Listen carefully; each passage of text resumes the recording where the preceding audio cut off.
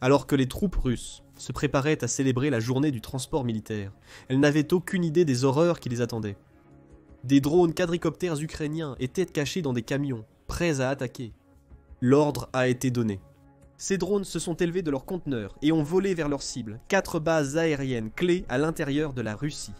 Le résultat, environ 40 des bombardiers stratégiques de la Russie sont en ruine, grâce à une brillante attaque secrète. L'Ukraine nomme cela l'opération Toile d'araignée. Ici, nous expliquons comment la vaste attaque de drones de l'opération Toile d'araignée du pays s'est déroulée il y a 18 mois. La planification de l'opération Toile d'araignée débute, comme l'a confirmé le président ukrainien Volodymyr Zelensky sur X après l'attaque. La préparation a nécessité plus d'1 an et demi de planification et d'organisation. Chaque détail a été parfaitement exécuté. Zelensky a déclaré avec certitude qu'il s'agissait d'une opération absolument unique, et il a raison. Les premières étapes de la planification, entourées de secrets, ont probablement eu lieu en Ukraine. Zelensky a révélé qu'une grande partie des premières étapes de l'opération ont été menées en Russie même. Le président ukrainien a déclaré que c'était encore plus intéressant. Et cela peut maintenant être déclaré publiquement, c'est que le bureau de notre opération sur le territoire russe était situé juste à côté du siège du service fédéral de sécurité de la Fédération de Russie, dans l'une de leurs régions. Imaginez, pendant que la Russie bombardait l'Ukraine avec des drones, des missiles et des bombes planantes ces 18 derniers mois, l'Ukraine opérait secrètement en territoire russe. Ces agents, constamment sous la menace d'être découverts, étaient assez audacieux pour travailler juste à côté d'un bâtiment du service fédéral de sécurité de la Fédération de Russie. Le service fédéral de sécurité de la Fédération de Russie, service fédéral de sécurité de la Russie, est responsable de la mise en œuvre de la politique gouvernementale. Le service fédéral de sécurité de la Fédération de Russie est responsable de la lutte antiterroriste et de la sécurité des frontières russes. L'Ukraine travaillait à proximité de l'organisation conçue pour l'arrêter. Le service fédéral de sécurité de la Fédération de Russie a échoué. La planification initiale était minutieuse et gardée aussi secrète que possible. Selon Ivan Stupek, un ex-agent du service de sécurité d'Ukraine ukrainien s'exprimant auprès de Newsweek, seulement 5 personnes connaissaient initialement le plan audacieux lors de sa conception. D'autres seront informées de l'opération au fil de sa progression. Cependant, ces 5 personnes initiales, dont le président Zelensky, ont élaboré une opération qui verrait l'Ukraine faire entrer discrètement 117 drones en Russie pour cibler plusieurs aérodromes russes clés. Comment ? Nous y reviendrons bientôt. Tout d'abord, l'Ukraine devait choisir certaines cibles entre janvier 2024 et juin 2025. L'opération Toile d'araignée s'est mise en place progressivement. Une planification minutieuse a été nécessaire, débutant par la sélection des cibles pour les drones ukrainiens. Dans les mois qui ont suivi, les 5 personnes impliquées ont discuté des théories et des décisions potentielles. Ils se sont demandé quels aérodromes cibler. Pourquoi ? Comment pouvons-nous maximiser le retour sur investissement ? En envoyant plus d'une centaine de drones et plusieurs agents du service de sécurité d'Ukraine sur le territoire russe ? Ces interrogations ont probablement hanté Zelensky et les 4 autres personnes impliquées dans la planification de l'opération pendant des mois. Comme nous le savons maintenant, l'Ukraine a ciblé 4 bases aériennes russes, abritant les bombardiers stratégiques, utilisés pour attaquer son territoire. Le Centre d'études stratégiques et internationales, ou Centre d'études stratégiques et internationales, nous donne un aperçu des cibles choisies. Dispersées à travers la Russie, ces 4 bases aériennes étaient séparées par des centaines de kilomètres, ce qui a probablement inspiré le nom de code Opération Toile d'araignée, selon le Centre d'études stratégiques et internationales. D'abord, la base aérienne d'Olenia, située dans l'oblast de Mourmansk, sur la péninsule de Kola, en Russie. Olenia se trouve à environ 1180 miles au nord de l'Ukraine. C'était une cible évidente, abritant le 40e régiment d'aviation composite de Russie, qui, selon le Centre d'études stratégiques et internationales, comprend une escadrille complète de bombardiers Tu-22M3. Olenia accueille aussi des bombardiers Tu-95MS, transférés depuis d'autres bases suite à l'invasion de l'Ukraine par le président russe Vladimir Poutine. Cette combinaison d'appareils a fait d'Olenia l'un des principaux points de lancement des attaques de missiles à longue portée de la Russie contre l'Ukraine, ce qui n'est guère surprenant. La position arctique de Mourmansk l'isole, rendant une attaque ukrainienne sur la base impossible. Il allait bientôt avoir tort. Puis, il y avait la base aérienne de Belaya dans l'oblast de Yakoutsk. Si Olenia était inaccessible, Poutine n'aurait pas été inquiet pour la base aérienne de Belaya. Située au cœur de la Sibérie, la base se trouve à une distance impressionnante de 2480 miles de l'Ukraine. Malgré les efforts de l'Ukraine pour produire plus de drones longue portée, elle prévoit d'en avoir 30 000 d'ici fin 2025. Belaya pensait être à l'abri des menaces. Mais pour Poutine, l'Ukraine avait d'autres projets. Elle souhaitait attaquer Belaya. parce qu'elle abrite le 220e régiment d'aviation de bombardiers lourds de Russie, qui utilise des bombardiers Tu-22M3, capables de tirer le missile de croisière supersonique KH-22 russe. L'Ukraine allait frapper cette base, mais elle devrait faire quelque chose qu'elle n'avait jamais fait auparavant, frapper une cible en Sibérie. L'Ukraine a choisi 4 bases comme cible, dont 2 à très longue portée et 2 plus proches de son territoire. La base aérienne Diaghilevo à Ryazan a été choisie comme 3e cible. Cette base diffère légèrement des 2 autres.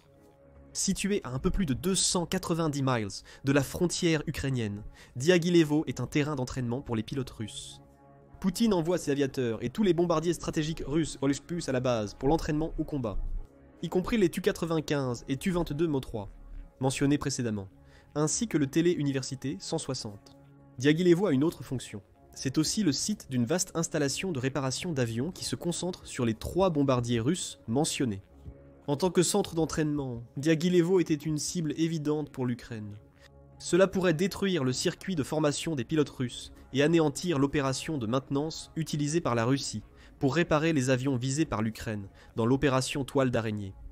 Dernier point, mais non des moindres, il y avait la base aérienne d'Ivanovo, qui se trouve dans l'oblast du même nom, à environ 430 miles de l'Ukraine. Ivanovo est le lieu où la Russie stocke la majorité de ses avions Airborne Warning and Control System A-50 de surveillance et de contrôle aéroporté. Ces avions ont un objectif bien différent de celui des bombardiers que l'Ukraine viserait ailleurs. Les avions A-50 Airborne Warning and Control System aident les autres appareils et les systèmes de défense aérienne à coordonner leurs mouvements et à suivre les menaces aériennes entrantes. Ce sont des systèmes de soutien précieux. La Russie en déploie 12 au total, donc perdre un seul A-50 Airborne Warning and Control System serait dévastateur pour Poutine. Ivanovo est ainsi devenu la 4e cible de l'opération Toile d'araignée. L'Ukraine a réalisé que ses plans étaient ambitieux, avec les 4 cibles principales choisies. Mais si elle réussissait, elle détruirait une grande partie de la flotte de bombardiers russes.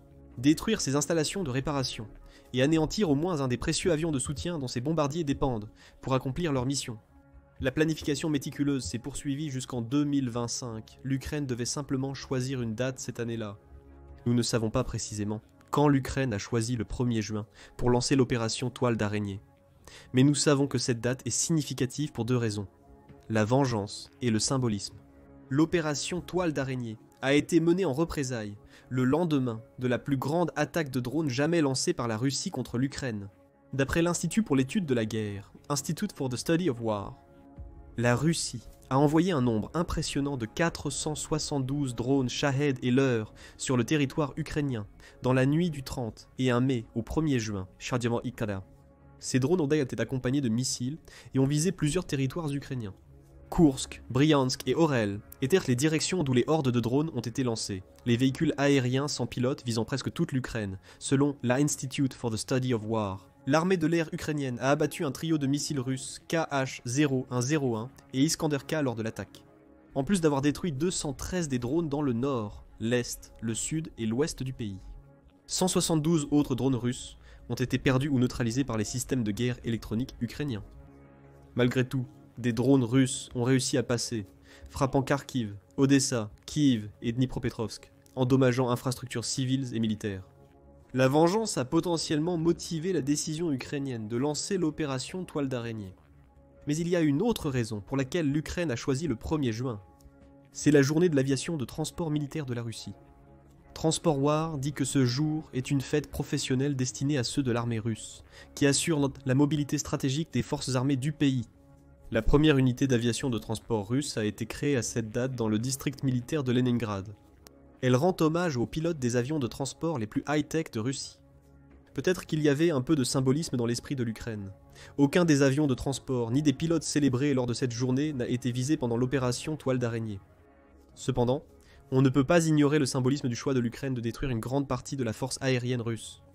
Lors d'une journée dédiée à célébrer ceux qui rendent possible le fonctionnement de cette force. Le 1er juin a été choisi pour l'opération Toile d'araignée. Un mélange de justice poétique et de vengeance. En fait, l'Ukraine était prête des mois avant de donner son accord pour démarrer l'opération. L'opération Toile d'araignée de 2025 n'aurait pas été possible sans une campagne de contrebande dévouée et intelligente. Selon Vassil Maliuk, chef du service de sécurité d'Ukraine, l'Ukraine a introduit clandestinement des drones à courte portée au cœur du territoire russe, rapporte la British Broadcasting Corporation. C'était nécessaire. Les drones à longue portée n'étaient pas une option pour les aérodromes de Sibérie et proches de l'Arctique. Même si ces drones avaient la portée nécessaire, il y avait d'énormes risques à les envoyer en Russie. Le temps que les drones devraient se passer en vol donnerait à la Russie de nombreuses occasions de les abattre avant qu'ils n'atteignent leur cible. À la place, Maliuk et son équipe ont élaboré un autre plan. Les drones ukrainiens seraient introduits clandestinement en Russie par des camions. Bien sûr, ils devaient être dissimulés à la vue. Les camions transportaient de grandes cabines en bois abritant les drones ukrainiens. Mais un autre niveau de subterfuge était requis. L'Ukraine ne pouvait pas simplement remplir des caisses de drones et espérer s'en tirer ainsi. Un simple contrôle par un agent de la frontière russe aurait mis fin à ce plan. Chaque caisse en bois a un compartiment secret, scellé dans son couvercle, où l'Ukraine cachait ses drones. La dernière pièce du puzzle était le toit amovible télécommandé installé sur chaque caisse. Au moment opportun, l'Ukraine n'a eu qu'à appuyer sur un bouton pour ouvrir le toit et permettre à ses drones de décoller. Le Dr Steve Wright, expert britannique en drones, a discuté avec la British Broadcasting Corporation des drones spécifiques employés.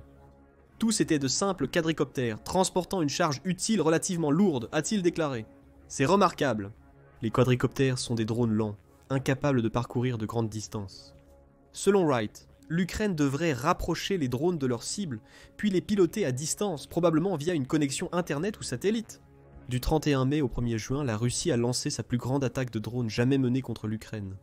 Les quelques initiés de l'opération Toile d'araignée commandaient. La tromperie serait cruciale dans leur stratégie. Avec les caisses en bois déjà stockées près des cibles visées par l'Ukraine, il ne restait plus qu'à donner l'ordre de les déplacer à portée. Cependant, cet ordre n'a pas été donné aux agents ukrainiens opérant en Russie. Selon le Centre d'études stratégiques et internationales, l'Ukraine utilise une stratégie de tromperie ingénieuse qui lui a permis de recruter des chauffeurs routiers russes ordinaires pour livrer ses lanceurs de drones mobiles aux sites appropriés. Les chauffeurs ignoraient le contenu de leur chargement. L'Ukraine a déguisé ses caisses en bois en cargaisons ordinaires pour les dissimuler. Le Centre d'études stratégiques et internationales affirme que les chauffeurs russes ont chacun reçu des instructions pour arriver à leur destination à des heures précises et se garer à des emplacements exacts, à proximité des 4 aérodromes russes visés. Le Centre d'études stratégiques et internationales indique que ces emplacements comprenaient des zones isolées, en bord de route et même des stations-service. Les conducteurs russes attendaient de nouvelles instructions. Ils n'avaient aucune idée de ce qui allait sortir des bennes de leurs camions. Quelques jours avant l'opération Toile d'araignée, nous allons revenir un instant sur la chronologie de l'opération Toile d'araignée pour parler des agents ukrainiens qui travaillaient en Russie avant que l'attaque ne soit lancée. Nous ne savons pas grand-chose d'autre à leur sujet. Ils étaient probablement responsables du transport initial des drones ukrainiens à travers la frontière jusqu'aux entrepôts de stockage, avant que l'Ukraine ne débute sa tromperie en employant des chauffeurs russes. Cependant, une chose est sûre, aucun de ces agents ukrainiens n'était en Russie au début de l'opération Toile d'araignée. Selon Zelensky, qui l'a déclaré sur X le soir du 1er juin, nos hommes ont opéré dans plusieurs régions russes, dans 3 fuseaux horaires différents, et les personnes qui nous ont aidés ont été retirées du territoire russe avant l'opération. Ils sont maintenant en sécurité. Le jour du 1er juin, près de 4 bases aériennes réparties à travers la Russie, des camions attendaient, avec des chauffeurs russes, attendant les ordres aux horaires désignés par l'Ukraine. On ignore le moment exact où les ordres ont été donnés.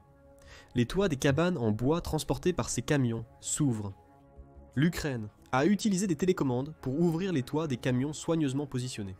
Selon le Centre d'études stratégiques et internationales, les drones qui allaient en sortir pouvaient contourner les défenses aériennes russes en couche, qui n'avaient aucune chance. Les drones ukrainiens ont dépassé les défenses russes Pantsir et S-300 avant même que celles-ci ne détectent leur arrivée. Au total, 117 drones sont sortis des camions, fonçant rapidement vers leur cible sur les aérodromes pour traquer tout avion qu'ils pouvaient frapper. L'assaut a été rapide et dévastateur.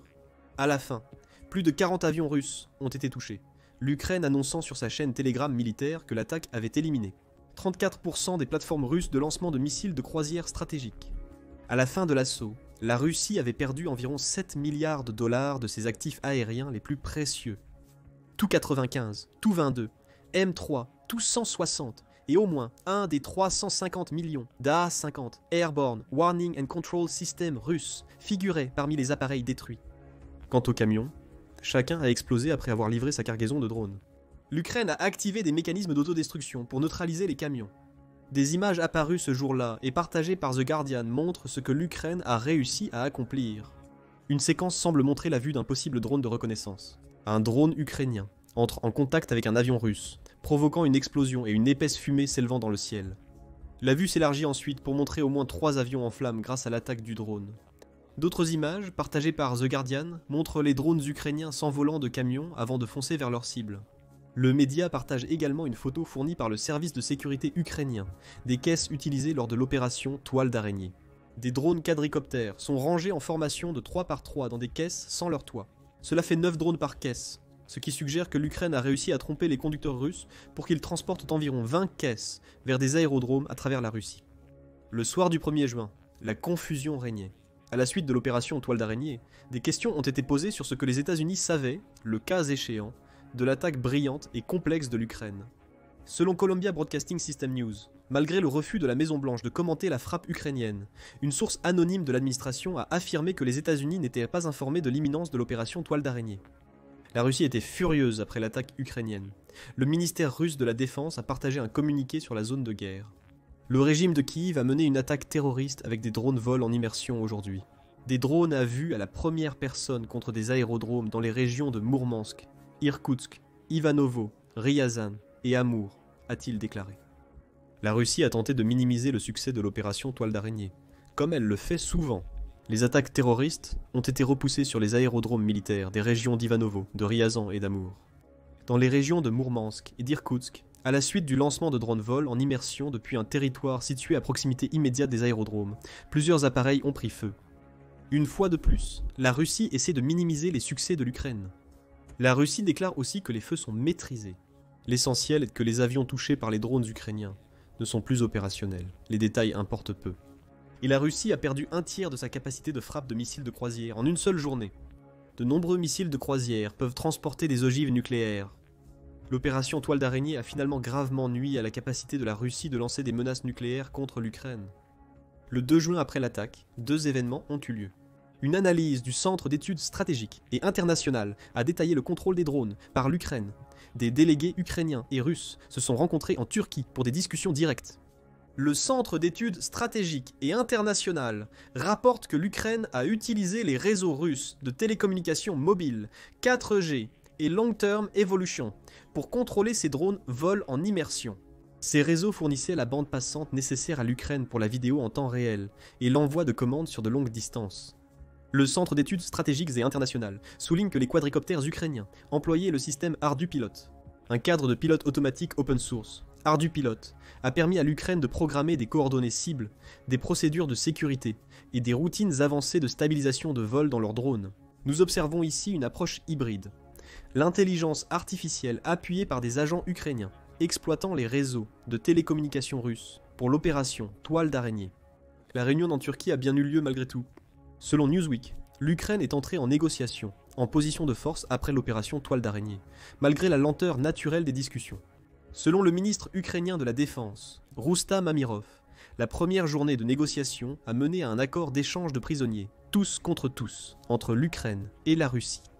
Les 2 pays vont rapatrier les corps de 6000 soldats, ainsi qu'échanger entre eux des prisonniers de guerre gravement malades, blessés et jeunes. Selon Vladimir Medinsky, chef négociateur russe, l'Ukraine a reçu le mémorandum de la Russie proposant un cessez-le-feu. Le texte propose une trêve de 2 à 3 jours sur certaines zones du front. La mise en place de cette pause reste à discuter.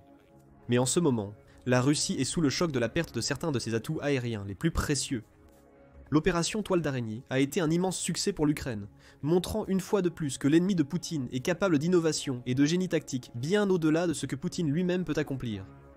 Si vous avez apprécié ce résumé de l'opération Toile d'araignée, abonnez-vous à The Military Show pour rester informé des dernières nouvelles sur la guerre en Ukraine et ailleurs. Voir aussi notre premier rapport sur l'Ukraine envoyant des camions remplis de drones en Russie.